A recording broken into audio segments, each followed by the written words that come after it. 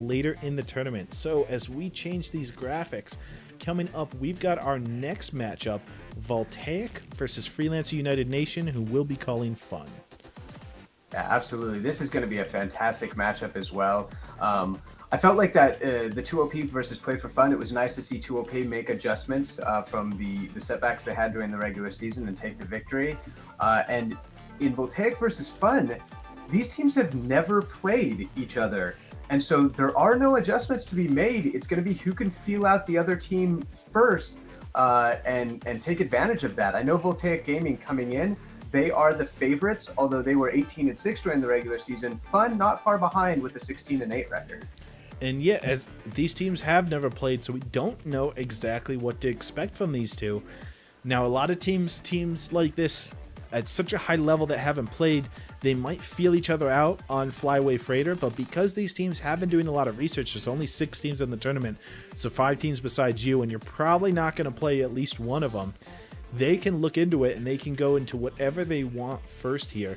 There's a lot of high-level players on both, and just to recap, Voltaic was formed the start of this season, new team for this season, and made from some of the top players in solo queue at the time that have since solidified into a really solid team. They've been high on the charts throughout most of the season. Fun started out pretty well, but right in the middle of the pack, and really has taken off at the end of the season where they've just been earning points after points after points after points. After a pretty good high middle showing, they've really come up on their own. Now, Voltaic has a little bit deeper roster with some more alternates, whereas Fun generally has their main 4 with one person they sub out. So there's some options on Voltaic to do the old switcheroo like 2OP did. We'll see if we see that this time. I don't know if I expect that, though. Yeah, I think that Fun is really has a great chance for an upset in this match. Voltaic is a solid team. I definitely think they're the favorites heading into this match. But if you're looking for an upset throughout the tournament, Fun is the one that I think has the potential to pull it out. And one of the reasons I say that is we talked about Team Trash earlier. They went undefeated last season. They were 23-1 this season. And where did that one come from? It was from Fun. That was the only team to beat Team Trash. And, you know, there's a little bit of discussion around that because the captain of Trash, Avaki, disconnected that game, but it was still a pretty thorough beating. So I think Fun has what it takes to pull out an upset here. They've got good players that know how to play well together, and they've really, as you said, sort of solidified in the second half of the season. Yeah, there's definitely an asterisk on that, but people are asking, would they have beat them anyways? It was a solid beating. So Pepper's going to join us again. Pepper, any comments on this Voltaic versus Fun matchup? Voltaic having the much higher seed, but the teams have never played, and Fun has been on the tear the last half of the season. What do you think about these two teams meeting up? I think it really comes down to picks. I mean, we know Voltaic has some really strong characters. I mean, to their namesake, they enjoy Gray very much. And I think last game what surprised me was the frontline picks. I'm really curious this set, see what the players do again. But I think the teams feel really evenly matched to me, and it's going to come down heavily to the draft. Yeah, now these teams are control of their own fate. If Voltaic wins, they play the outplayed team, number 2 seed. If Fun wins, because they entered at a lower seed, they're going to be playing versus Team Trash, the team that has only dropped 1 game so far in 2 seasons of play. So each team definitely, of course, the same caveat goes for this game as last game. Team that wins is in the Final Four. Team that loses goes home with just their pride, but nothing else this season. They will not move on to tomorrow. So now, one of the questions we had asked before you joined, Pepper, do we think we're going to see a roster swap? We know 2OP likes to do their roster swaps. They rotate out Timo and Skyman as needed. Voltaic tends to stick with a certain group throughout 2 matches, but they have been known to do some swaps. Do we think we're going to see one here today? I mean, I think with the stakes that are on today, they're going to stick to the closest thing they have to an A team, or their lineup that the core 4, yeah. Hey, so I think they're going to stick to that. I mean, roster swapping is great during the season. You'll give everybody a chance to play, make sure everybody's prepared. But when it comes down to the finals, you want the best that you can offer. Oh, I am getting some messages too that just for the newer people that are joining us, The Team Voltaic referencing Gray is, of course, a reference to her alternate ability, the Voltaic Cage, that giant bit of walls that she does create. So that is the reference between the two, in case you guys in chat did miss it. All right. Yeah, and I think it's worth calling out, as you mentioned, the stakes are really high for this game. I think one thing that I'd like to mention for the games tomorrow is that everyone's worried about playing trash. Like, who's going to play trash? They're going to be the tough ones to beat. But nobody should sleep on Outplayed. Outplayed went 21-3, and they have been phenomenal. I tell you what, they have really increased their level of play, and I think they're going to be a tough matchup for whoever they face too. So honestly, getting into the finals, the Final Four tomorrow is going to be a huge problem for either whoever you're playing, and I think we're going to see some fantastic matches there too. And Pepper can attest to this too. In some of the interviews that we've had, we've asked teams besides Team Trash, who is obviously the big boogeyman in the league with their mostly undefeated record, what team would you be most afraid of playing?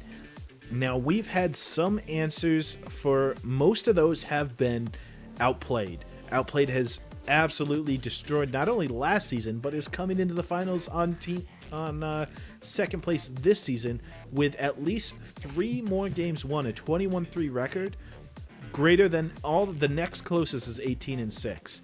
So they have the second best record by a solid margin. But Voltaic was also answered a few times. They have quite a name recognition right now and came in at that 3rd seed. Very strong. So this Voltaic definitely has the seed advantage here. It's up to Fun to provide that upset. I mean, you mentioned last season with Voltaic now fighting their way towards the finals. That was the narrative we had for Outplayed, who was not in the bye last time. They fought hard to get themselves into the finals, and now that they're there already with that second place seed, I'm wondering if they're going to rest on their laurels or if they're prepared for what these other teams are bringing. Now, I want to talk for a moment just in general about the competitive scene of Atlas Reactor and what this means for it, because this has been a point that's been brought up before. I want to get your guys' takes on this. That the fact that there are 2 teams, and this was mentioned in one of the articles recently, there are 2 teams that were top teams in Season 1 that are coming back Season 2. This can't be a mistake. This can't be just luck. The top 2 teams are returning back again in the top 2 seeds. I mean, that means that there is something competitive here and that good players will continue to thrive. Now, do you think it's possible to form an okay team and still luck your way into these finals and then lose, or are these going to be purely name brand teams a few seasons going forward? Name brand. I don't think you can luck your way into the finals at this point. Yeah, there's a real depth of strategy that if you watch any of the top players stream, which they do occasionally, I think that's very informative, or you watch some of the videos that they put together on their strategies, you'll see that there's strategy throughout. There's strategies in picks and bans, there's strategy in the map picks. There's also just subtle strategy, like, everyone, you see the big plays, you see the big predictions, and you like to key in on that, like, oh, well, he predicted right, there's some luck in that. But that's because okay, he's used these catalysts. He has these abilities on cooldown. He's most likely going to want to get into cover. So it's predictions, but they're all predictions based on the knowledge that you have. And on top of that, you'll see subtle plays that they do. For example, when you play against a good player and you think someone's going to catalyst, you'll always hear someone say like, okay, I'm going to check this brush over here. You check that brush over there. And you're covering for that. So there's layers upon layers. And that's why these teams really need to practice and study in order to stay at the top. Trash has done that. We saw some good teams from last season not make it into the tournament, and that's because obviously there is that depth of strategy, and they really need to keep up and practice in order to stay there. One fun thing I'd like to see is sort of the button masher effect that I've personally been hit by, and I've playing with some of these top players where people can outplay them simply by doing what isn't smart. Where it's like, the smart thing to do would be the catalyst, so we'll cover those options, and he stands still and nobody quite finishes them off. It's the same thing when you can be really skilled at a fighting game, but if someone just mashes buttons, they might just do something crazy and win just once, and that's all it could take. It's just one crazy play that doesn't make any sense, but is what you need to tip things in your favor. And I think fighting game is a really good comparison, which is when you're playing a fighting game, there is a level of skill there, and you have to know all the abilities. You have to know what your opponent's going to do, but at a level you're really trying to predict what they're going to be doing, right? Are they going to dash in? Are they going to step back? Are they going to use their DP? What are they going to do here? And then you need to respond accordingly. And it's very similar in Atlas Reactor, just sort of on a longer time scale. Yeah. Now, I think a lot of the adjustment for these teams that have made through the seasons that have made or break them is that a lot of teams have been warriors of the PvP queue, but really it's this a lot of the strategy of the pick ban phase of selecting maps, of knowing the opposing team, and adjusting your catalysts and mods have really made a big difference between top tier teams and good teams. Now, James, correct me if I'm wrong, or tell us what you can, but I do believe that the ranked that is going forward in, I think, roughly 3 weeks is going to be pretty similar to the rank that was tested, so that these skills will carry over and we'll have quite a similarity between what's currently available and what was tested versus what we're going to see in the PPL and what we're going to see in the future ranked coming forward. That's absolutely correct. It will be a little over 2 weeks when we turn ranked on. Initially, we're going to turn on solo queue and duo queue ranked, so we won't have the 4-on-4 team ranked, but we will be running events around that. We just want to get solo and duo working first, and then we'll move into the 4v4. But yes, I think that it's going to have picks and bans. If you guys played at all during alpha and beta during the ranked tests, it will be very similar to the experience you had. Obviously, it will be running for a longer period of time, so you'll be able to work your way up the leaderboards, earn rewards and stuff like that. But that will be a fantastic way for these players. You know, if you think you're really good at Atlas Reactor, play the ranked games, see how it goes, and you'll really get used to the picks and bans. And I think you're absolutely right, which is you could be a fantastic player, but if you're not doing picks and bans right and forming a good team comp, then you're going to have trouble. Yeah, Atlas Reactor is definitely a mind game from start to finish, and it goes all the way back to the picks and bans, where especially as people get more familiar with one another, where you can start banning comfort picks or things people like playing, and it really can mess with their heads if they're not prepared for that scenario. Well, and you'll see advanced players. I mean, you heard Restart talking a lot last game about potential mods that they can use. And mods are something that it's a little bit to talk about in depth while the action's going on, but it's so important to counter pick smartly with mods, different mods for different maps and different mods for who you're playing against, and even banning freelancers because of the potential mods that they could use, like we saw happen with the Aurora ban last game. Yeah, definitely a lot of play there in the game, and opens up the room for some of the less used mods when people know what mods you're going to take to outplay what they think you're going to take because you can't see them in the game.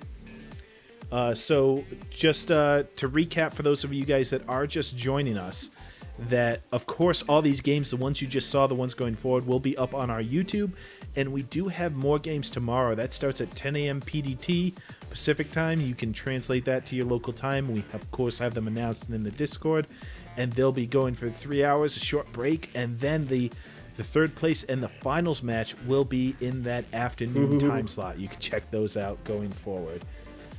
All right, just real quick before we move on, do a quick rules announcement. Some people noticed that last game, Skyman typed in the chat before the game was over, and that Rule 5.7 says that's not allowed. So for the next best of 3 match that 2OP plays, Skyman will be in the penalty box. Yep. Now we do, before all these matches, we do have one of our administrators go through and make sure that all the teams have read the rules, have agreed to all the rules. We have them all publicly up on our page for anybody to read. So this was not a surprise ruling that these team captains did actually go through and agree. My team has read and agreed to these rules, and so we of course take violations seriously. We want to foster a competitive environment. If you guys have noticed, we're on a delay so that nobody can cheat by watching this spectate, even though it's a turn-based game. We take the competitive aspect of this game at the utmost importance, and we want to deliver you guys the most quality, most high integrity product possible. So that is why, when somebody unfortunately does have a violation, we will take care of it for you guys. Yeah, and it's interesting too, because talking in chat, I think a lot of people think like, oh, no, that's not really that big of a deal. But it actually changes up a lot about the game. It distracts from what's going on. We jokingly talked about this, but it actually happens. You can essentially use chat as a way to distract people and try to use up their time banks. It's a joke that people use it against me because it's very effective against me. But it is a distraction, so that's why that rule is in place as well. And you gotta get that time per turn down, James. You gotta work on that. Oh, I'm a 19.5er myself all the time. Yeah, exactly. I keep mine at a cool 10 or lower. All right, so it looks like we're getting pretty close to this next matchup now. Voltaic versus Fun, for those of you guys that are just joining us. Let's make sure that that is set up correctly. Of course, Fun is Freelancer United Nations. For those of you that want to check those out, you can check out any of the teams on the website. Both new teams this year, and the question comes, how many of these teams are going to stick around? Now, the top 6, the people in the Final 4 usually do at least somewhat well the next season if they do stick around. You did see Just Shoot 'Em was in the top 4 last time, and they did decently well this year. We didn't make it to the tournament, was right in the middle of that pack. These teams we're expecting to definitely see next season. We saw a lot of evolution from Season 1 to Season 2. Teams get a lot more serious. And I think this is the point where if you're a good team in this league, you're a good team in this league, because this season people have taken it seriously. The question is, how many new teams are going to come up, and will these guys be able to cut it after this release with this explosion of players we've seen?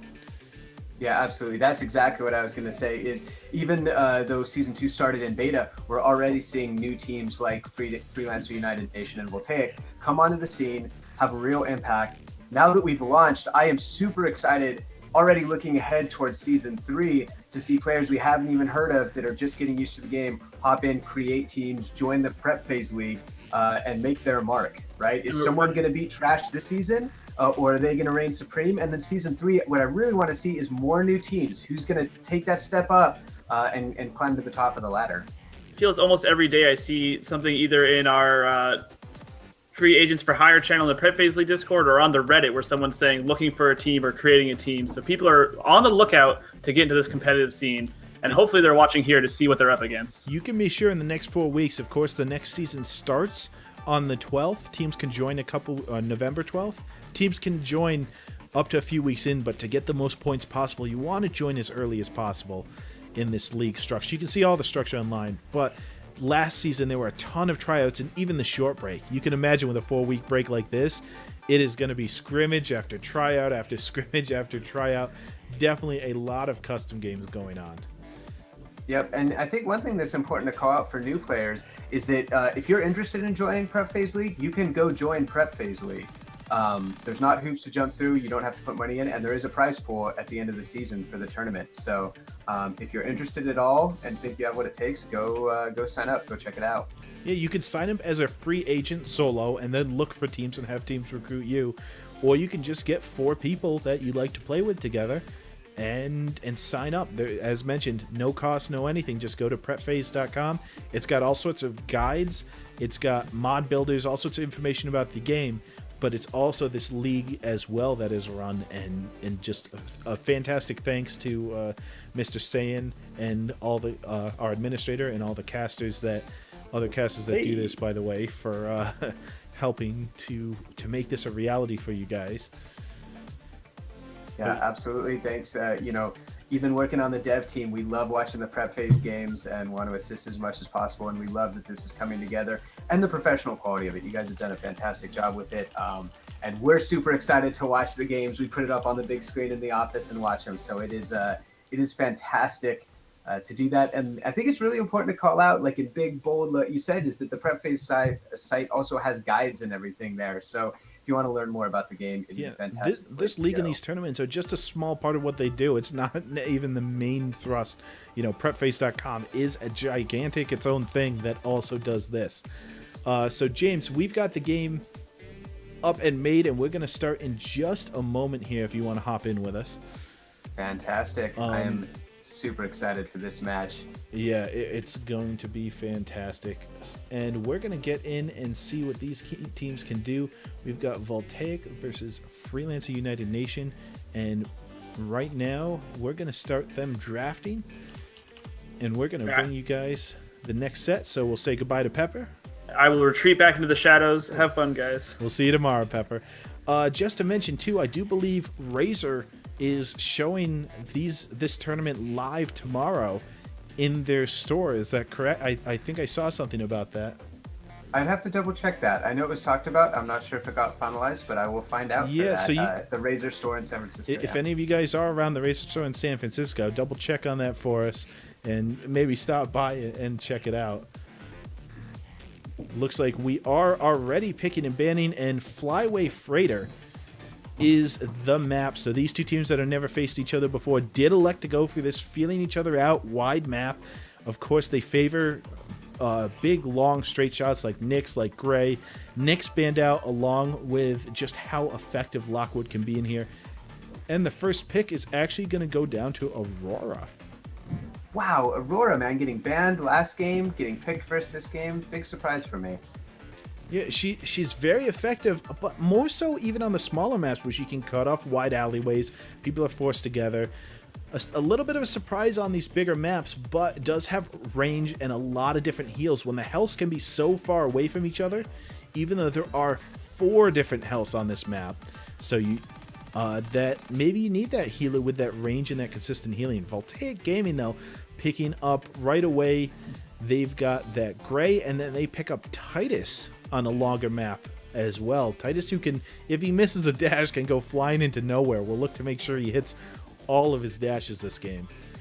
Yeah, that's a very interesting pick, and I think you're right. It's the dash playing into account here. So we have Freelancer United Nation pulling a Celeste pick, which I really like, trying to control those power-ups again, do some heavy damage, and then bouncing back to Voltaic, who's decided to go with Gremolition Zinc. Again, able to shoot over those walls and take advantage of the wide open spaces. Gremolition is definitely a favorite of a lot of characters, a lot of players this season, especially when they can't get those often contested picks like the Lockwoods and the Grays and the Nyxes for just their pure damage. It looks for that utility, the spread out damage that a lot of healers can't cover. Now, spread out healing, you're talking about Aurora, so we'll see if that can come into a bit of a counterplay here.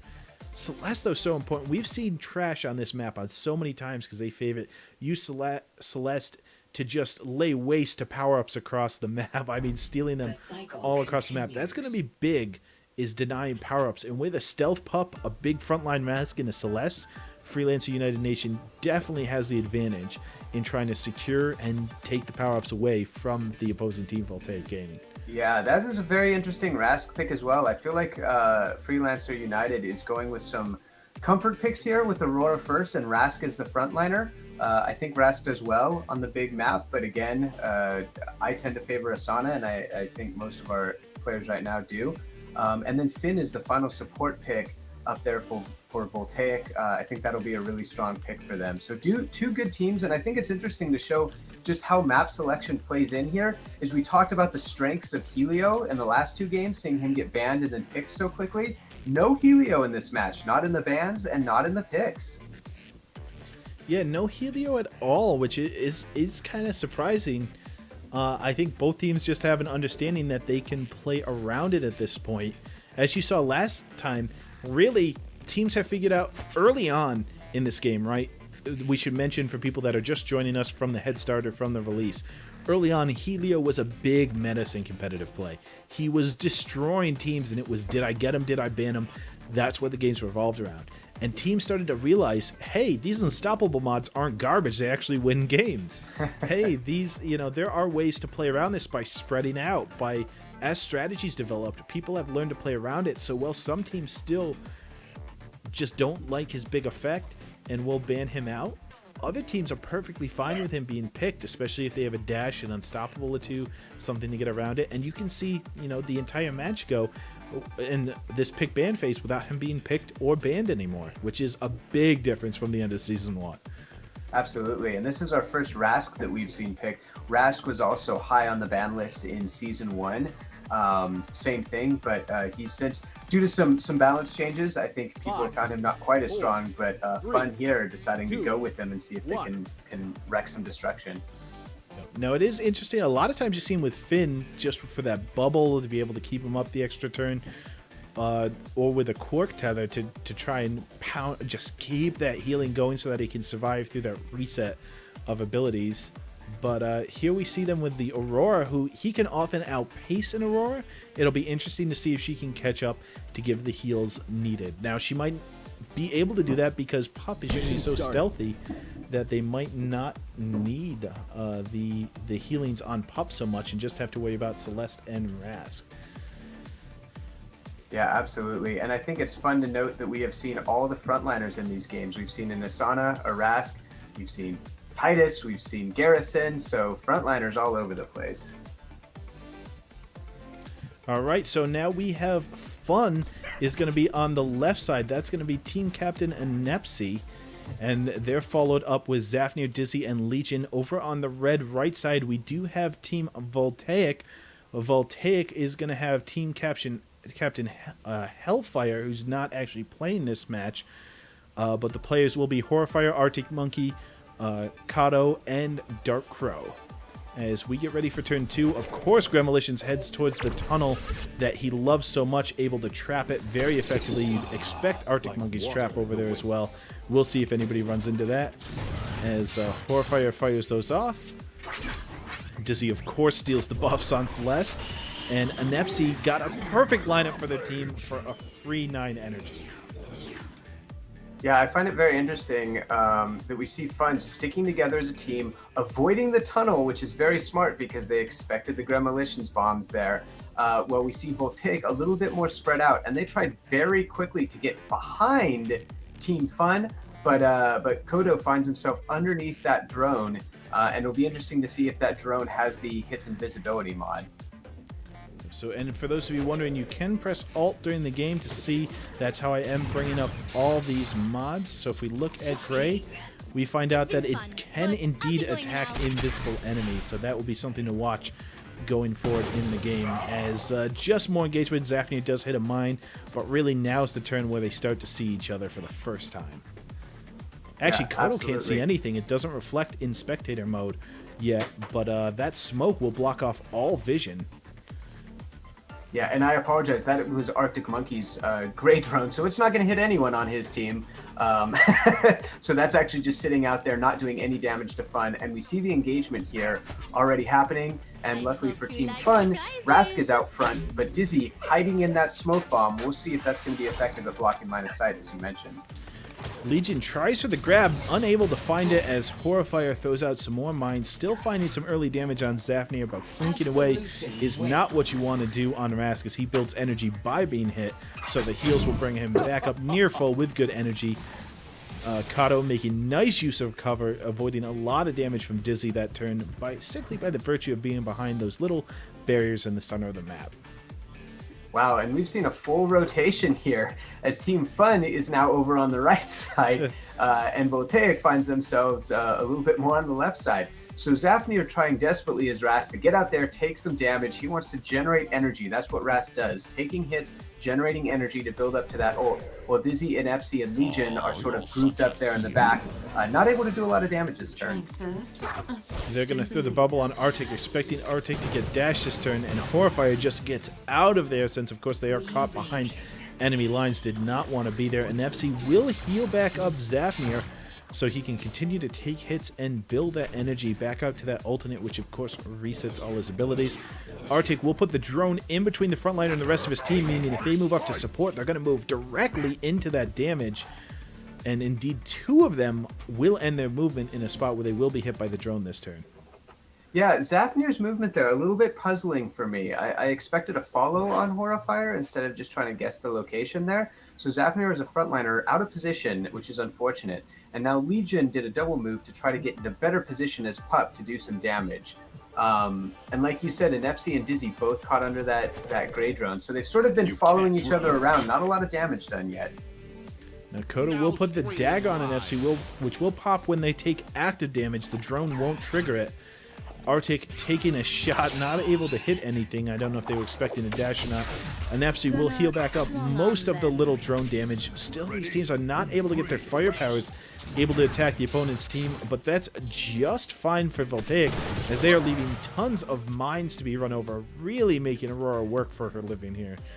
Absolutely. And one thing to notice with mods is Anepsi had the mod on her Ion Cloud to heal up anyone into it. And so she threw it down on the ground not to do damage, but to actually heal her teammates. And that's a mod on her ability. So we see here Zafnir and Dizzy caught out there in a position where they can start taking damage from Team Voltaic. And so we'll see how they respond to that. So Zafnir, a very predictable dash directly over the top of Arctic Monkey. Legion actually able to hit Gremolitions from around back. And because their dash is down, that Legion is going to be able to really stick to Horrifier pretty closely. Some explosions coming out from Dizzy. These smoke bombs, of course, ignoring cover, but Gremolitions always ignores cover, launching those mines into not only where Dizzy is, but where they expect him to be. Dizzy wisely dodging into the brush, even though they're revealed, just to avoid being in that mine position. Yeah, I really like that double dash there, getting Zafnir and Legion both into the fight. Legion on Pup. Pup is a firepower character, but one of the tankier firepower because he'll get a heal when he does his primary attack, this bite. And so he's going to use that to stay alive while he's in the midst of all the action. So I like their positioning, although they've gotten away from their Aurora used in FC. And Kato dashing directly in onto Dizzy, making sure they get some damage this turn and just push the advantage they have. But a 3-person swipe from Zafnir builds 36 energy as well as just a lot of damage. Combined with Legion's bite, that's going to bring Horrifier extremely low. And FC managing to find a hit and a heal as Dizzy finds Kato as well. But look at the move, a full move by Horrifier, trying to disengage from the enemy team, and they were not followed closely enough to be hit, I do not believe. Yeah, this is a tricky situation for Voltaic because you've got Pup on Gray, and Gray does not do well one-on-one with Pup. They've got their Gremolitions low on damage, and Dizzy and Zafnir both holding on to ults, and Rask's ult is amazing. It resets all of his cooldowns, so you're going to see him try to use up his cooldowns, ult out, and then have those cooldowns right back. Darkcrow will get a nice 2-person heal on their team, should help the situation along with Kato's 3-person weaken. But an FC's going to return the favor, making their team unstoppable, as well as weakening 2 members of Team Voltaic, together with the dash out that should prevent a lot of damage. Legion biting thin air as Arctic had dashed to the drone all the way across the map. Kato not doing much with a weakened hit, but neither will Zafnir as these teams pillow fight back and forth thanks to these weakens. Little dabs of 15 damage at a time. Yeah, and Horrifier electing to use a second win there, not attacking, prefers to get the heal there, which I think is a smart play. I also think that Dizzy was doing a bit of an option select there, deciding to dash out of the way not only to avoid damage, but to get near the Gray drone, thinking like, oh, I might be able to hit Arctic Monkey if he evades out, but Arctic Monkey's smartly behind the wall. We have so many ults up, I can expect to see some really good wombo combos here, so we're going to keep our eyes out for that this turn. Legion will go invisible. They're going to go back into chase mode as Pup finding out these 2 low health targets that did dash away. Arctic's going to try and keep the enemy team away with the Voltaic cage that their team is named after. Will Pup be caught through that as Kato continues to pound away as Zafnir and FC's going to put down the damage on Kodo. And Dizzy's going to focus as well with Might, just doing so much single target damage.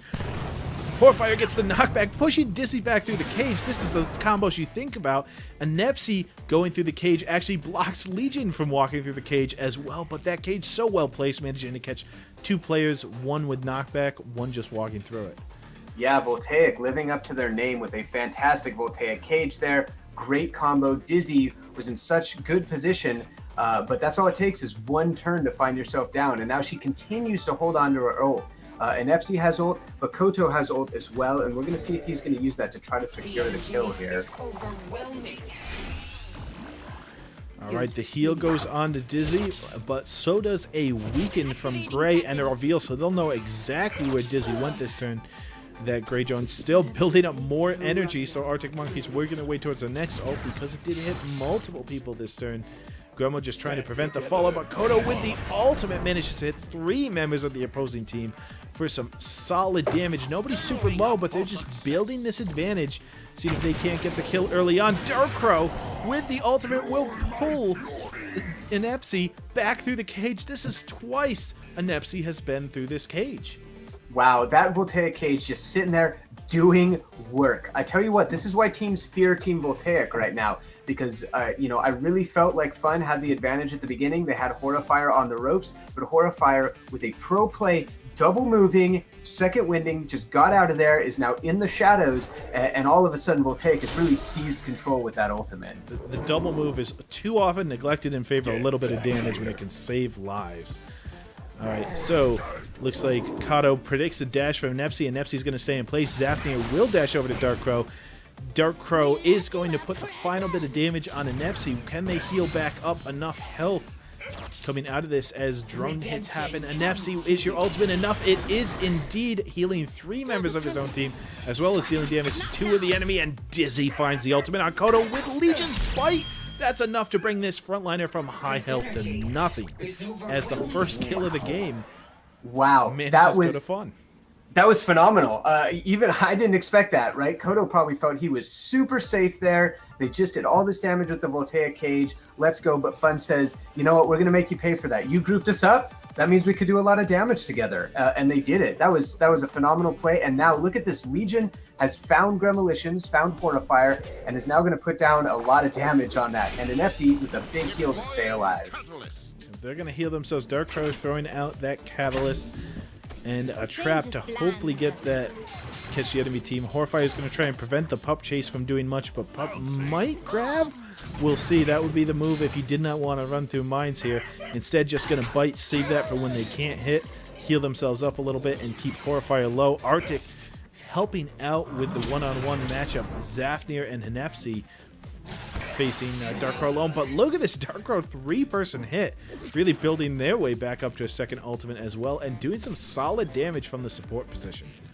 Yeah, and I want to point out a really smart combo that they pulled off there. And Epsi cast a heal on himself, and that's something a lot of advanced players don't realize, is that Aurora's heal will also cause a knockback around her the next turn, and that's why Dizzy placed the trap where he did, was because they knew they were going to knock back Dark Crow into that trap and get extra damage this turn. That trap is invisible to the enemy team, so Dark Crow does not know that he's standing on it. So he's in for a lot of damage this turn as Anepsi starts it off with a heal for their team and damage to the opponents. Horfire is trying to pound down Zafnir. Can they get another surprise kill from nowhere? The trap fires on Dark Crow. He already knows he's in for a lot of trouble as he starts his heals bouncy, but Zafnir contributes to the fight. Dizzy contributes to the fight. This Dark Crow, you can see the red health, lost a ton that turn and is still surrounded by the enemy team. Yep, and so now what we see is Rask just used his heal and is going to ultimate, and that means the heal comes back off cooldown and he can use it again if he can survive this turn. Dark Crow, with not a lot of options, is going to have to either take the death or choose to use a Catalyst to get out of this position. So I really like Fun, even though they are all fairly low on health. They've done a good job of not taking lethal damage, staying alive, and focus targeting to get deaths on Voltaic. Turtle Tech's coming out as they expect some damage. Dark Crow does exercise his right to teleport, trying to get out of the fight. Anepsi is almost hits him anyways. Lays down that trap. And honestly, there was no reason to put that trap the way they did because 3 of the spots are missing. Unfortunately, Legion not able to hit anybody with his ultimate. Zafnir not able to hit either, and a whole ton of major whiffs this turn. Losing Pup's ultimate to hit nobody is huge. Ooh, and an FC going down with the Eels. So Eels doing work there, bouncing and taking her out, even with that heal. So that's going to tie things up at 1-1. I really don't understand Legion's ult there. I'll have to go back and watch the video to figure out why he decided to use that, because Dark Crow was either going to take lethal or be out, wasn't going to hit Arctic Monkey. Maybe a predict on someone that was around there. Don't quite understand that. But they now might have Legion, thought that's again, what Dark Crow would have catalysted to, saying, "No, they can't see Pup. Maybe they're going to come over here." But that's a lot to waste on a predict.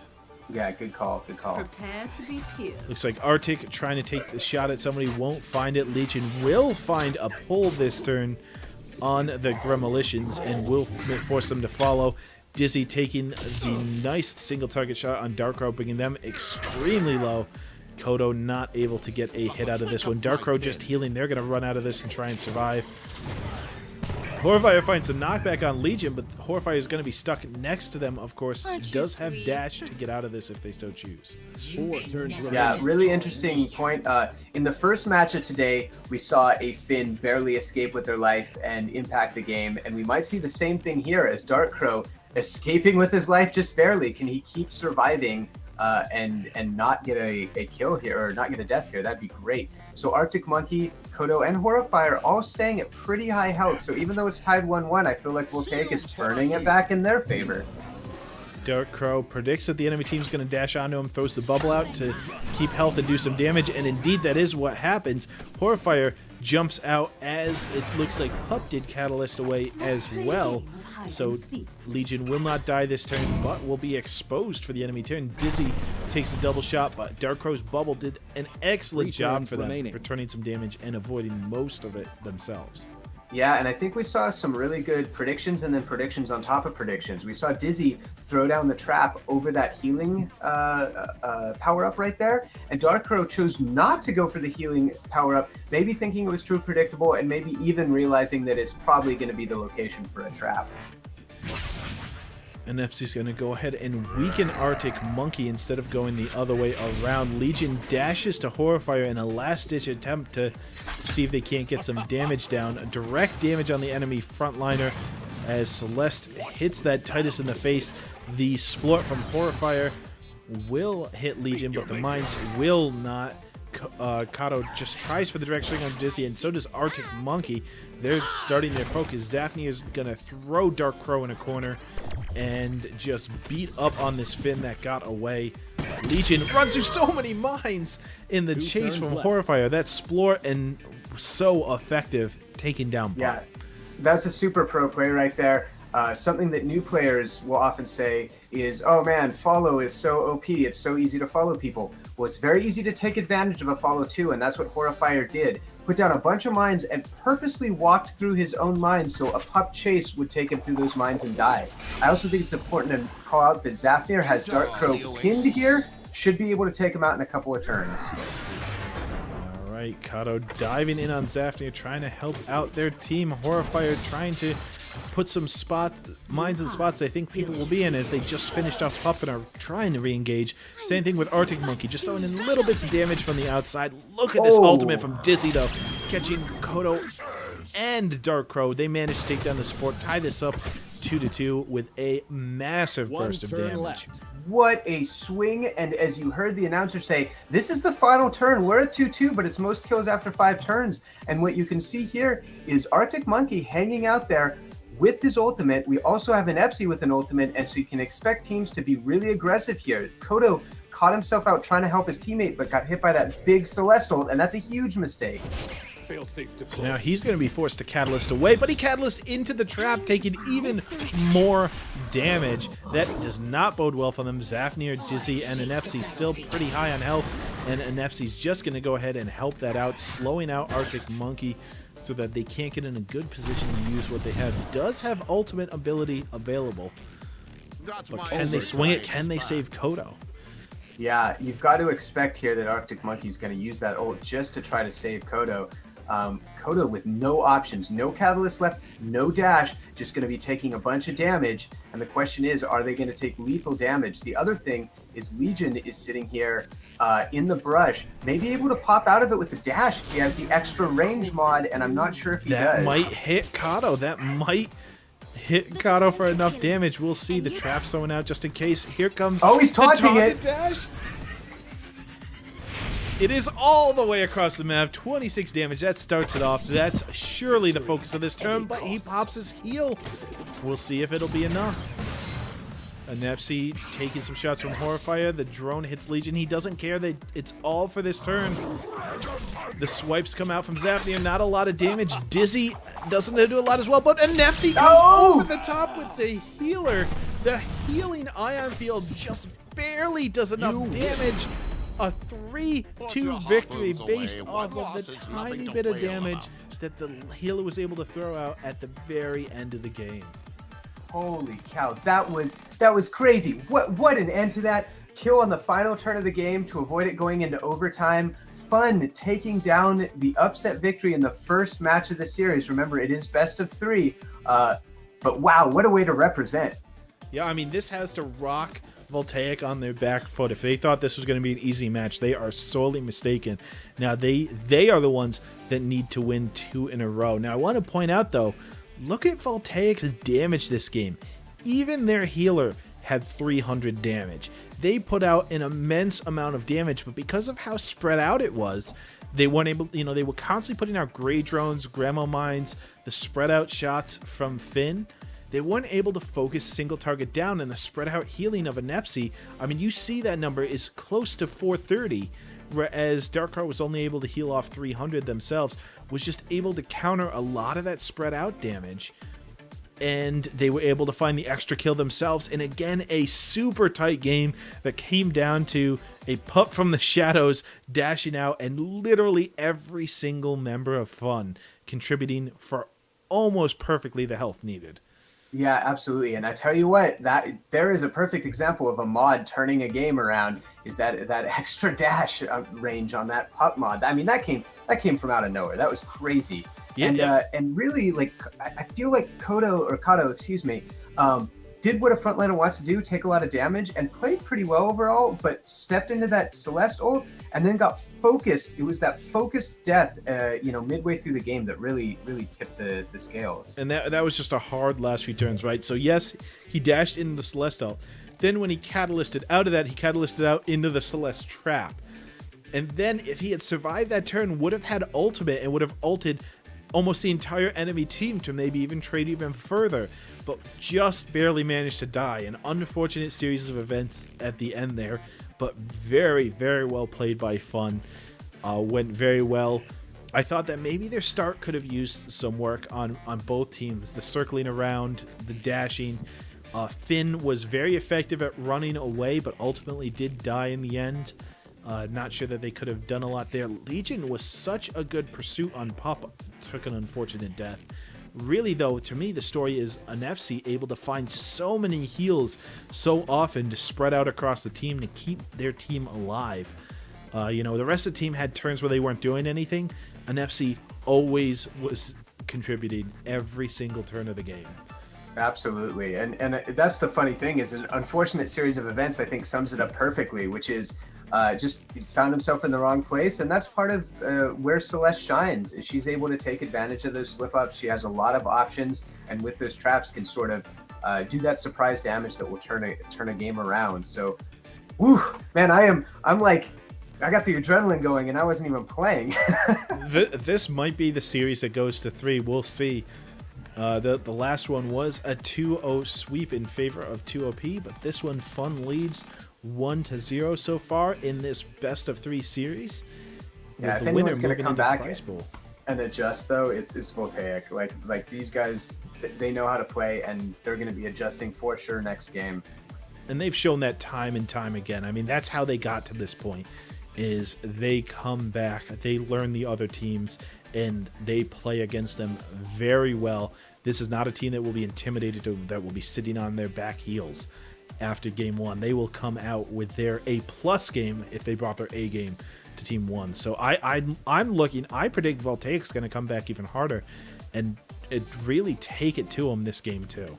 Yeah, and I'm sure they're talking as a team right now about what they messed up in order to prepare for game 2, because really they played quite a fine game, except for they found themselves out of position to help each other a little bit too often. And that's why you could see something like their amazing teamwork with that gray Voltaic cage that worked out so well for them. I mean, that was a thing of beauty. But then after that, I think they were so excited about trying to secure the kills out of that they found themselves a little bit too spread out and weren't able to recover from it.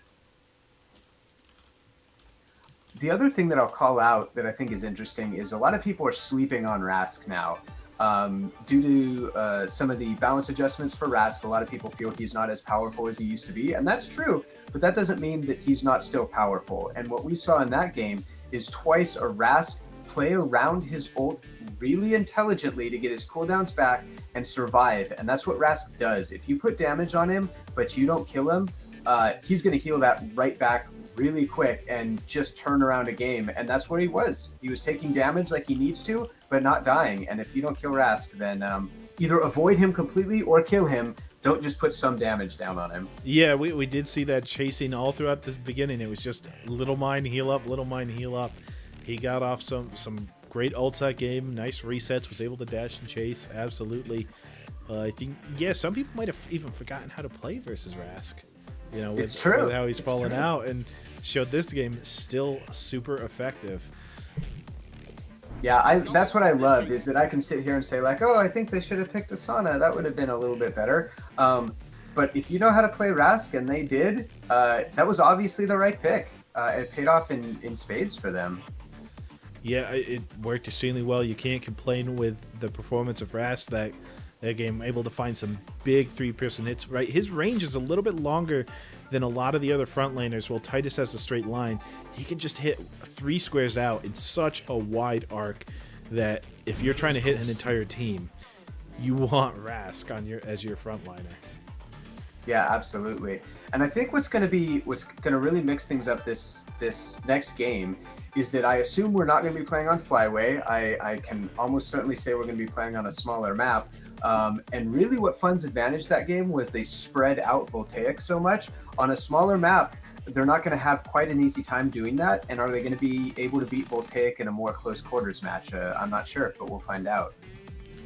All right, well, we're getting the teams in here, so we'll get you guys the next match pretty soon. Again, we had a sweep earlier today with 2 OP moving on, and unfortunately, our other team there, Play for Fun, did get eliminated. So now we've got Fun, the lowest seed, up 1-0 in this match against Voltaic. Could this be the end of one of the fan favorite teams, Voltaic, and will it be Fun that's moving on? Or will the higher seed Voltaic come back? It'd be a crazy upset. And also, just in case people are a little confused, there are 2 teams. There's the Freelancer United, which is FUN, so we call them Fun. And then there is Team Play for Fun, and Play for Fun was eliminated. And then Freelancer United, who we are just calling Fun, is playing in this match, and they have the 1-0 victory, or the 1-0 lead right now, trying to take down Voltaic. Yep. And we do have an update to the schedule, just to make sure that we communicate the schedules correctly to you guys. So 2OP will be playing Team Trash tomorrow. So 2OP won their matchup and will be playing Team Trash, and the winner of this will play Outplayed. In an update to previously, there was a seeding issue that determined it, but it was just confirmed that the structure is indeed that 2OP will be playing Trash as an update. Just wanted to bring that to you guys as the breaking news as it gets to me. Yep. And it's going to be interesting. The picks and bans this game, I'm excited to see how they work out. We saw some really unusual picks and bans last time. No Helio, just anywhere. And so on the smaller maps, I expect to see a Helio, but maybe not. And I'd really be excited if we saw an Orion, because if we saw an Orion, Orion and Quark are the 2 supports that we have not seen up to this point. Yeah, and I thought for sure if we were going to see one, we were going to see one earlier, but haven't seen one yet. We'll see. These teams definitely have an open chance to really surprise each other with this match, considering how close that last one was. They're going to look for every edge possible here, and if they've got a strategy they've been working on, maybe they don't save it for the finals. They say, that was close, we need to bring it out here and just make sure we get into it. Exactly. Well, and that's an interesting thing, is that Trash and Outplayed are going to be studying these matches, and so the higher seeds do have a bit of a tricky situation where they do want to try to hide some of their strategies and may not want to show their full hand at this point, but Voltaic up against the wall is going to have to. So all right, guys, so start putting your predictions in the chat and show everybody how smart you are, because we've got the draft coming up. Who will we see this game, and who's going to win it? Cloudspire coming out. Fun does elect to go ahead and pick up the map of Cloudspire, so you're going to see a close quarters bloodbath this game. Titus banned. A Titus ban! Pepper Titan would be proud. I never thought I'd see the day. Yep. As well as Nyx, which you normally see banned on the bigger maps, but on the smaller map, his trap can cover such a wide area, and with the +1 range mob, he can shoot basically clear across the map, so no surprises there. But that allows Lockwood to be picked up immediately by Voltaic Gaming after Fun secures that Aurora that they know they love and they really want on their team. Of course, picking up a quick Celeste. After that, Voltaic now has a second pick, and they're going to go for that Asana. So we are going to get to see some Asana play going on. Absolutely. And I find it interesting that they went with the Titus ban there, especially because, anyway, I just found that very interesting. After using him last game, they've decided to ban him out. Freelancer United getting the same setup that they had last time. They got Aurora right out of the gate, feeling very comfortable with her, then Celeste and Rask. Yeah, that is interesting that they've shown that they're very comfortable with Rask being played here, and then they go ahead and ban out Titus anyways, knowing that, you know, Rask both teams are perfectly comfortable with Rask being on the field, but Voltaic wanted to ban that out anyways. Interesting ban to say the least, but hopefully it turns out well for them as the lineups are secured, bringing Pup back into the mix. I mean, Fun seems they have to be happy about this draft if they were happy about it last time, right? They got a lot of the same freelancers. Yeah, they've got the exact same setup that they had last game, the exact same comp, which is very unusual. You would have thought Voltaic would have said, like, okay, we're going to try to take you out of your comfort zone here. What Voltaic might be signaling is saying, like, okay, your comp worked well on a big map like Flyway, but on the small map like Cloudspire, go ahead and take that comp again. We like our chances, and we think it's not going to play out as well for you. Yeah, now, either they have some big adjustment, or they're going to rely on this map. But now, here's the thing. Fun got to choose the map as well. So they obviously think these freelancers work on this map. Oh, yeah, that's a great point. So Voltaic just has to think that they've made the adjustments necessary to be able to beat this competition. Yeah, absolutely. And I think it's interesting. I'm glad to see Asana in the rotation here. I think Asana Lockwood is a very strong combination, especially on the small map. You're going to see a lot of bouncing off of walls, whether that be a dash or Lockwood's trick shot. Gray obviously not even worried about walls with her drone, but is going to try to get in for some straight shots. And then Dr. Finn, just a solid support all around. Finn's very interesting because I think everyone feels somewhat comfortable with him, very much like Aurora, whereas Quark and Orion, people, and even Helio to some extent, people want to play them quite a bit more to feel comfortable with them. Again, though, no Helio in this match, which just shocks me on Cloudspire. Yeah, these teams have shown that neither of them really care about it. Now, I'm going to be curious to see. Finn's got a big choice here. We're going to talk a little bit more about mods because it's such an interesting part of the gameplay. Both Rask and Pup have very strong displacement abilities. So the unstoppable, the bubble mod, the shield mod that makes you unstoppable would come into great use there. But with all the walls on this map, if you wanted to escape, you might take the throw over walls mod, and it'll be very interesting to see what he chooses, his own survivability or his teammates on this map, considering a lot of these matches have come down to if the Finn that walked away manages to continue to live or not. Absolutely. And what's interesting is that there's even a root mod on that, and on a smaller map you can try to get the splash damage and the root to try to single out people on the other team. It's very interesting too. I got to give a shout out to Team Fun. They're all rocking the Dev Killer title, so you know that I feel pretty bad that they've beaten us and taken that title. Now, Dark Crow does have killed by Dev, so sort of forming a hierarchy there. But all right, so we have Team Voltaic will be on our left on our blue side this time. That's Dark Crow, Horrifier, Arctic, and Kato.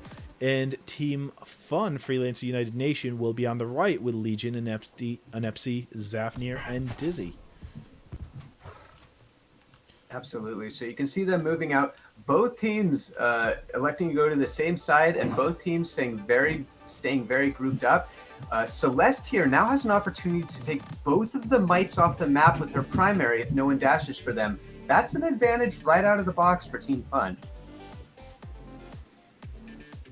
Right, and yeah, it looks like the group up is super strong. Maybe they're trying to avoid a Grey Drone early on. We'll see, but if that Grey Drone hits the right spot, man, is it going to get a lot of targets. Arctic Monkey trapping off to the one side, but Dizzy grabs the power-ups off the center, so no reason for anybody to charge down there. Horrifier will send the drone out, but not far enough, and again, they group up. They really want an Epsi to get this energy early on. So Zafnir did go through that trap, takes a little bit of damage. If anyone's going to take it, you want that to be your Rask. I do feel like Voltaic playing a little bit too much in the common strategy there, which is like trap the mite, cover the mite, not thinking about the fact that Fun has a Celeste who's going to take that mite and the team doesn't even have to go out there to get it. We can also see here that Zafnir loves his position as Rask. He's going to take a lot of damage probably out in the middle of things, but again, that's what Rask wants. Meanwhile, Kato is going to dash around to the back, avoiding a lot of, well, really any incoming damage, as well as starting right in on the firepows. But look at this bite by Pup. Mighted and able to get 2 people. That's going to take a big chunk out of the back line in their health. Really put them on the defensive, especially with, look at this, the swipe and the smoke bombs. They have put Arctic Monkey below 25 health as he runs through the trap. Arctic Monkey almost died right away. Wow, that was the ideal start for Team Fun. Whole bunch of damage on Arctic Monkey. Pup is following the support Dark Crow. They've got things just where they want them. They've got Celeste holding onto the Might, and you actually saw Asana do her dash, but dashed a little bit too far and is now out of position to use a primary. Is Asana going to use Stand and Fight to try to lock them down? We'll find out. Darko's going to try and bubble himself. They think that Arctic's going to try and get out of here. Arctic dashes out of the way as Zafnir just forces him to do so. Says, hey, get out of the way or we're going to get the kill. We're not going to be caught with you standing still. Kato will force Dizzy to stay still out in the open. That's another turn that they're going to be out of cover and in a position where they can't hit much of anything. Legion taking the big bite out of Dark Crow, although getting slowed themselves thanks to the popping of the bubble, so won't get as close to Dark Crow as they might want to be. Dizzy, with an early candidate for play of the game, threw down a trap to predict the Lockwood dash and got Arctic Monkey dead center in that trap. Arctic Monkey has no idea it's there. That's probably going to be our first kill. What an unbelievable prediction. I was freaking out when I saw that. That was great. And also Zafnir's dash standing right next to Dark Crow. So man, Fun with just incredible advantage early on. Anepsi heals up Dizzy. Dizzy is going to be somewhat healthy this turn. The question is, will Arctic Monkey realize and get out? He does! He catalysts out. He knows something's up. Arctic Monkey manages to live another turn as Horfire hits Zafnir directly in the face. The shields from Kato will be returning a bunch of damage this turn. Legion's gonna get the pull on Dark Crow as the heal will onto Dizzy will push Kato out of the way. The throw will actually keep Dark Crow in place, so maybe not the turn to pull if they knew they were going to throw as well. A little bit of miscommunication, it seems, from their team, but still managing to find 2 strong melee champions directly next to Dark Crow.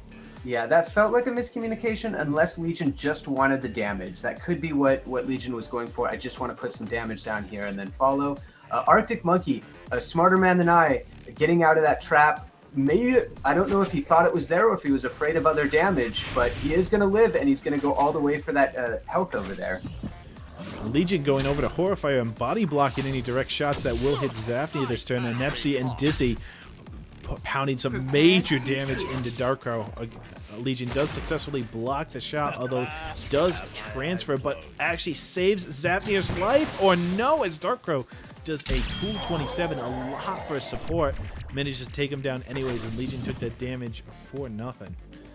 Wow, and I tell you what, I talked about needing to kill Rask. They did just that, and now it's Fun that isn't securing their kills. I really have to disagree with Legion's decision to jump over to Horrifire. They had Finn dead to rights, and they didn't kill him, maybe guessing that he was going to go with the shift catalyst, but that's going to be a mistake, and so let's see if they can make up for that and really try to get a kill here. Yeah, Voltaic leading 1-0 early on. Like I said, they're going to come strong out of the gate. They are a team that responds well to pressure. Dark Crow getting the heal off, still in trouble, but managing to live without anybody directly next to him. Legion having another dash does find Arctic Monkey. Arctic Monkey will not heal back enough just yet, but what's going to go on this turn? The trap does find Kato, but with plenty of shields. Horrifire, unfortunately, will not be able to hit Pup. Arctic Monkey does the self-healing catalyst to barely live yet again. If you thought Lockwood was slippery, you are right. He is the slipperiest character, especially in the hands of Arctic over here, managing to live when he should have died no less than 3 separate turns in a row. Yeah, so Legion just needs to take down Arctic Monkey. Arctic Monkey does not have a dash, does not have a catalyst, should be dead this turn, but is able to put down more damage. Well, that Legion, could be Turtle Tech. That Arctic has. Oh, that's true. That's true. He could Turtle Tech as well. So it's good. Does he have more tricks up his sleeve? We're about to find out. And Fun, after an amazing start, finding themselves, and there's your Turtle Tech. Now the question is, did Pup ult just to secure the kill. Dizzy is going to throw out the 2-person ult. Oh, that's just doing so much damage to Dark Crow and Horfire. Legion did ult, but it's not mighted, and he won't do enough to take down Arctic Monkey, who manages to live yet another turn. This game is being chased down the Lockwood. Are they spending too much focusing him this turn, as Kato and Lockwood both bring Pup extremely low? Anepsi able to find extra damage, and man, Voltaic took a lot of damage that turn. Yeah, Dizzy's ult was fantastic there. Just a great use of Celeste ult. Really like that, because now Dark Crow and Horrifier are in trouble. Kodo, super smart move, locking down the Pup so Pup cannot follow Lockwood. We're going to see what happens here. Is Kodo going to use his ultimate in order to try to save Lockwood one more turn? That would be awesome if it works. Kodo uses the ultimate and gets in between Zafnir, and unfortunately Zafnir was indeed dashing through, and Legion's gonna hit with exact damage to bring Arctic down. If Kodo had only dashed in between Arctic and Pup, he would have lived. Dizzy and Horrifier just exchanging damage in the corner. Anepsi, oh no, Anepsi finds the extra damage. It was moot either way, although Legion himself is probably going to go down.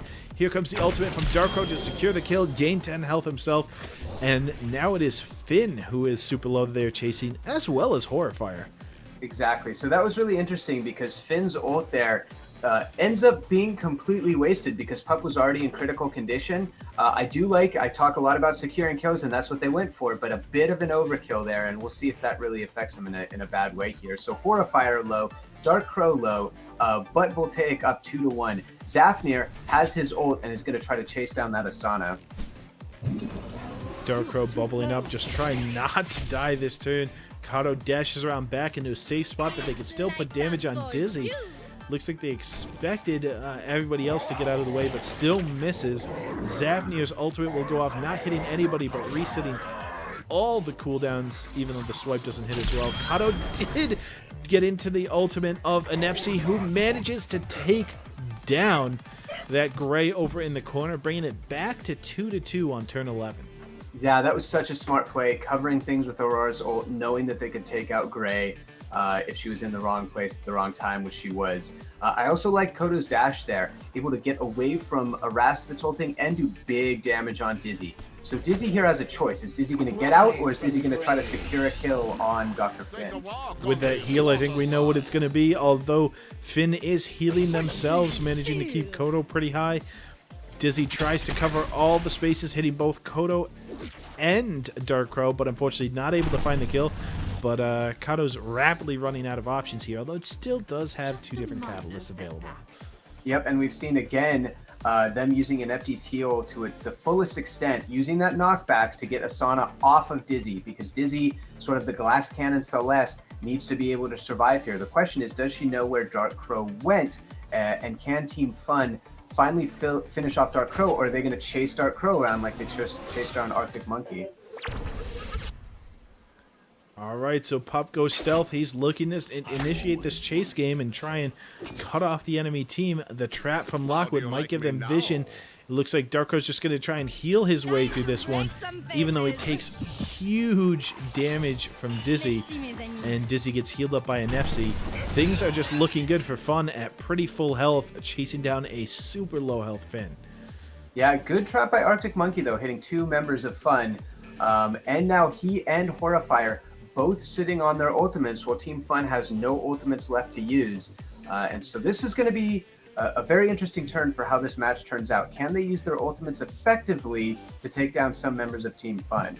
Yeah, because they know Pup that hit that trap, they have a pretty good idea he's in the way, so they a pretty good idea this is at least a 3 if not 4 person ultimate if they decide to go for it from Lockwood, and they do indeed, but the dashes come out from everybody. Dizzy, Legion, you've got one from Zafnir and Arctic Monkey. Dashes, of course, don't hit other dashes, so just the damage going in on an FC. Though drone from Horrifier completely missing, as everybody had gotten out of the way that would have been inside of it. Wow, that was phenomenal predictions by Fun. I mean, they are playing at just a top level right now. Avoided almost all the damage from the Lockwood ult, avoided that Gray ult completely. it's tough to play better than they're playing right now, and that shows how good of a team Voltaic is. This game's still 2-2. It's still anybody's game, even though Dark Crow super low is healing up in the background, and when people are chasing you, it's the easiest time to kill them. Arctic Monkey finding a nice double hit, although Inepsi will put down the field on both of them to prevent any chasing. They're going to root Dizzy and really focus him down between Horrifier and Kato. Legion will try for the pull, seeing if they can't hit Dark Crow, they whiff! They don't get Horrifier or Dark Crow, although they do get the throw, so they know where Dark Crow's going to be, but they don't have the damage to apply to him. Yeah, they covered all their bases there. Legion hitting the 2 squares of camouflage that didn't have a Voltaic member in them, and Dark Crow with the bubble is going to be able to use that this turn. I thought Zafnir was going to follow up a little bit more aggressively, and also Dizzy's sitting on ultimate. I'm not sure if he's going to use it right now, but Dizzy's ultimates have been on point, and we'll see if he's able to continue that trend. With the healing, they're going to keep Dizzy up so that they may be able to just go ahead and use that this turn. Horrifier realizing that gets out, so does Kato. Arctic Monkey taking the bounce shot into Dizzy for some good damage, just not enough. The dash out doing major work, making both Zafnir and Legion miss. Nice dash by Horrifier. Dizzy throws out the ultimate, will find Dark Crow for just 40.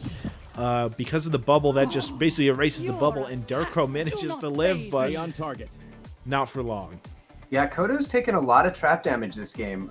Took trap from Celeste Trap last turn, blocked over the Ion Cloud this turn, and so that's hurting. The other thing that I'm noticing is Team Fun not afraid to go all in on a frontliner. They put a lot of damage down on Kodo, and Kodo smartly getting out of the way. But Fun really going against the grain and saying, like, we'll take, if you put your Freelancer in front of us or your frontliner, we'll take them out. Mine did this. Dizzy throwing up a trap and catalyst in the same turn. Since the trap is a free action, Dark Crow's going to get a 2-person spray. Horrifier tried to find that final kill, will not find it. Dizzy's escape was effective, although Arctic pounds away at Legion. They're just going to focus Dark Crow down, healing up in the meantime, taking that Finn extremely low. But now they know that where Dizzy is, with no escapes.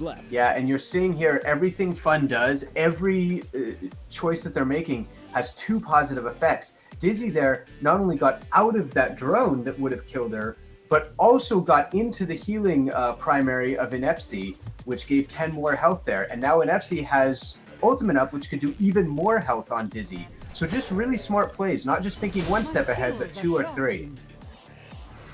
And if they manage to keep Dizzy up, that's going to be a lot of focus coming out. Arctic instead going for Legion, knowing that they're going to be trying to keep Dizzy up, even using their own healing, so that Dizzy's actually pretty healthy right now. Horrifier taking direct shots on Zafnir, but they're spreading out their damage, which isn't a good sign for Voltaic when they start just hitting whoever's close instead of being able to focus. Absolutely. The thing that just is so shocking to me is most teams, when they clump up, they just get wrecked by AoE attacks. And what I've noticed is that Team Fun is clumping up, but clumping up smartly, if you could say that. They haven't taken a lot of AoE damage, but they're staying together to support each other, and that's very difficult to do. Yeah, like that would have been a great turn to hit all of them with the Lockwood's Light 'em Up, except for the fact he would have been destroyed. They're putting so much pressure on anybody who can take advantage of this AoE that they just can't afford to stay. And that's where you saw Arctic Monkey leave. Kato's chasing around from behind, but is now isolated. And they're in a tough spot. That was a great option select by Inepsi there, putting down the Ion Cloud to heal both Legion and himself, and would have hit Arctic Monkey if Arctic Monkey had stood around. So it's really 2 turns left. It's all the pressure's on Voltaic here. They have got to get a kill to set this into overtime, or 2 kills to win. Alright, Horrifier will weaken Legion in a desperate bid to live for this turn. Dizzy's just going to throw off some traps to shield themselves. Arctic does find that 3-person light 'em up doing major damage. Dark Crow will start the eels bouncing, which may come into play as they need to find a kill immediately. This is turn 19 and they are down a kill. Legion almost dead though, might be that final kill, but they're going to pull Arctic Monkey directly through this Ion Cloud. Well, no, right, they're not, because he's rooted. Yeah, this is going to be very, very close now, because what you see here is Legion looks like he's in a ton of trouble, but has his shift catalyst up. And so while Voltaic has a lot of damage to put down, they need to predict where Legion and Inepsi are going. Can they predict right to get the kill here? Or is it going to be game over and a huge upset by Team Fun? We're about to see these predictions come out. This is going to be nuts. Judgment from the Kato throws their dash in, but this is not what they need. Voltaic needs to do a lot less dashes and more direct shots because a shift will avoid all the damage done in a dash phase. Dashes cannot hit other dashes, and instead everybody dashes out of the way. Team Fun scatters to the win, and with both with both Arctic Monkey on Lockwood and Kodo dashing, they're not going to find the damage they need on Legion. They did find drone damage, but it's just 15. It's not enough. That was turn 20. Wow. Oh my god, you had that exactly right, Restart. You needed Lockwood to guess a location with his primary, not fall into the trap of using his ultimate because of the dashes. Oh, and that is the advantage of holding on to that shift as long as you can, because if you get to the last turn, you could just get the heck out of dodge. Yeah, I was really impressed with how Fun managed to, like you said, stay grouped up but separate. And then, so they couldn't get hit with major AoEs. And then they had so many, every single character on their team could catalyst or dash the final turn when they just needed one kill to win the game. And they absolutely needed to. I think that they needed to recognize Pup was going to leave, and if he leaves, you can't hit him with a dash. He was the only target. This has really opened my eyes. I mean, I cannot express. This is a big upset. Fun was, I mean, as you mentioned in the pregame, Voltaic was, I think, everyone's sort of dark horse favorites. If someone was going to take out Trash, I think a lot of people put their bets on Voltaic. But Fun with just phenomenal play, both of these games. Two of the best played games that I have seen in quite some time. Really sticking to their guns and playing differently, a different style than I'm used to, and I think that caught Voltaic off guard. Yeah, so we're gonna get a Fun, just impressively upsetting Voltaic. We're gonna get a member of Team Fun in here for an interview. But if Voltaic looks so strong coming into this game and was not able to seal the deal, spent a little too much chasing, and like you said, Kato ran through a lot of traps, and well, in the end they didn't die. They were forced to peel off the attack, and that just let really Fun take this down. Yeah, and the pup play in that game was really strong.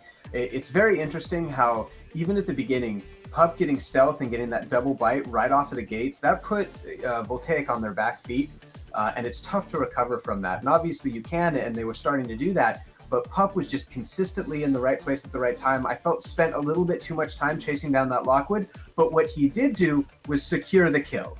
And if you're going to spend time chasing someone down, you better get that kill, and they were able to do that. All right, so give me a second here, and we'll set up this interview. So we look at, so where do you think really, if we had to pick an MVP for this game, right? There was so many different good plays going on that I'm not sure I could do it for this game. I mean, last game I really like Inepsi's play, but this game there's just so much good teamwork going on. I think Arctic managed to live quite long, even though they end up losing. Those plays and that teamwork to be able to live early on really impressed me. Yeah, I have to say, I thought that, you know, there was good play all over the place. Legion may have been my MVP for that pup play, just for finishing the job. I felt really good about Dizzy's play as well. I thought Dizzy's was very strong.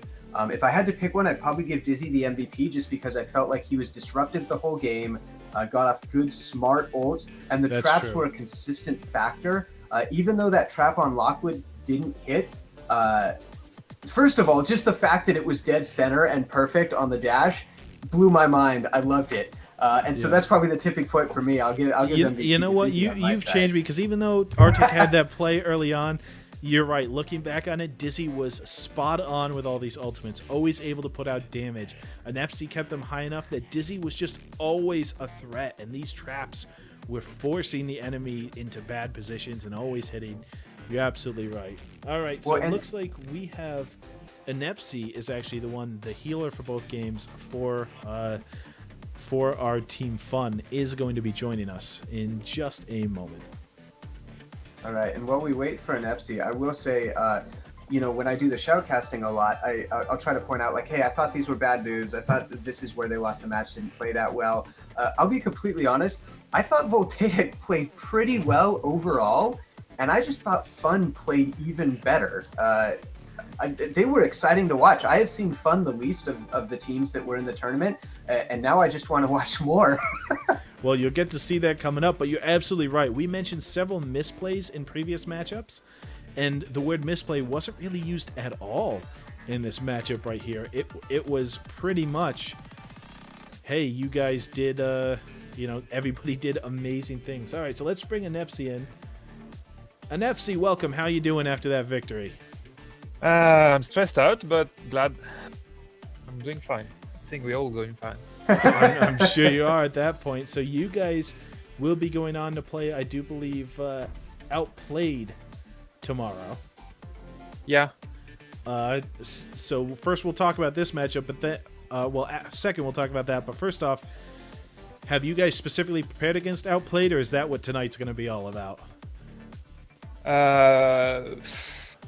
No, we were specifically prepared against Voltaic because we were sure we would face them. We were unsure Gotcha. if it was going to be Outplayed or Trash until tonight.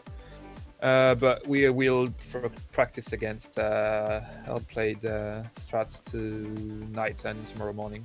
Now, talk to us about this draft phase, because there were several interesting things. First of all, you got pretty much the exact same composition twice in a row. Second of all, there was a pup on it, which a lot of people don't expect. And so how did you guys manage to get the same composition twice in a row? And thirdly, Helio made it through without a pick or a ban both times. So what's your approach to drafting? How did all of these things come together? Well, we knew that Voltaic loves the Knicks, and we wanted to remove that from their pool, so we removed that. And we knew that they like Aurora, and it happens that she's my main, so we first picked her, which is why Ilio didn't get through, I think, because Aurora's counters Ilio, and we wanted her, so that's no Ilio. And then Pup, Ligio loves Pup, and I think the minor buffs that went up before the actual release made him playable by a small margin, but I think he's really playable now. Buff to leash was good, buff to his health pool was good, and the self-sustain, even if it's only 2 health per bite, is actually kind of strong. Yeah, it's really cool to hear you guys looking at the balance changes and reacting to those. The Aurora pick first blew my mind, so I'd love to hear sort of the logic behind that, which is you guys could use it and wanted to take it away. What made you guys go with Rask as the frontliner? A lot of people have been feeling like Rask is lower tier now, so I'm curious what made you guys want to play Rask. I think the main reason is we can play much better than we can play Ozana. I think that's as simple as that. But we do like Rask for the ability to stick on the opponents with this slow on rip on whatever the first ability is. I don't play him, so I don't know. But we also like the throw a lot. So evil, I think it's. So we prefer that to Azana's route. I think it's a matter of preferences, really. Yeah, that makes sense, because I saw you guys use his throw to good effect both games and both times on Finn, where you kind of put Finn in the corner and then were able to jump on him. Did you guys feel like your comp was suited well to both the larger map on Flyway and the smaller map on Cloudspire? I assumed you guys were going to mix it up based on the size of the map, but it seems like you guys were comfortable in both situations. We really were comfortable on Cloudspire, but that's no news. I mean, it's our map, so we feel comfortable on it, and we know that Pup's really great on that map. On Flyway, we were a little bit less certain of everything, but we had leash range, Pups 3 or 4, no 3, whatever. And that really makes him playable on flyway, I think. Yeah, especially with that, his dashes were going from across the map. Securing that final kill with that dash was a thing of beauty. Absolutely. Yeah, we were all very glad when Ligio said he could dash to Finn, to Kodo. I'm sure somewhat surprised as well with the distance we were all going. Is that? I think that's in range. But so just an issue near and dear to your heart. It seems that your team really loves to start in the beginning to give that 3-person Aurora hit for the heal purely for the energy on the start, instead of going the traditional. A lot of people like the 3-1 start, or just take a little bit further movement with the frontliners. So that extra 3 or 6 energy is really important to you, that you'll give up slightly better positioning for the rest of your team. Well, I'd say it's not really yes, actually yes. I think it's really important to have that little extra energy, so you can ulti maybe a turn before you'd normally do it. The most important thing is we actually thought really hard about going 3-1, but in the past it bite us where it should not have bited us. Like I remember a game against 2OP where Titus blind dashed into our Nyx and it pretty much cost us the game. So we decided that we would not do that. Yeah, I have to imagine you guys have to be concerned about teams tomorrow scouting this game and going, well, I know I'm going to send out, gray drones and Zuki big ones and hope to catch their entire team. Mm-hmm. Yeah, we do that a lot. We scout the games and try and guess where they are moving. All right, so you don't. Although we were wrong both times on this map. You don't have to tell us what they are, but do you have any strategies you've been holding back on, or secret strategies you guys want to use, or is it business as usual for day 2? Yeah, there's one strategy we keep especially for the finals if we got there, but you'll see that if we get there. Well, we'll have to watch you guys tomorrow, of course. James, anything else that you want to mention? I got one more question, just because I'm curious. So when at the beginning of the game, Arctic Monkey as Lockwood dashed into Dizzy's trap directly, and it was going to be lethal, and then he catalyst out. How disappointed were you guys when he left that trap? Pretty disappointing, but it was a good dash. I think he realized he was not safe. Sometimes you get that feeling, and you just cut out, and you don't die this turn, and then the opposing team has to chase you across the whole map. But we got it in the end, so it all turned well. All right. Well, is there anything you want to say either to your opponents coming up, to the fans at home, or just to highlight a specific play or something you guys did that you liked? Anything you want to say at all before we send you back to celebrate? I'd like to say hi to Coxie, who didn't play with us tonight, but was there to watch the stream and cheer for us. That was cool. And then, let's see how Outplayed play tomorrow. We never played them, so it's a bit nerve-wracking trying to guess what they're gonna do. All right, but I'll get onto that now. Good luck in your future games. We'll be looking forward to seeing you tomorrow, and thanks for chatting with us. Yeah, thank you. Thank you for having me. Yeah, see you tomorrow. All right, so that was a Nepsi, who is a member of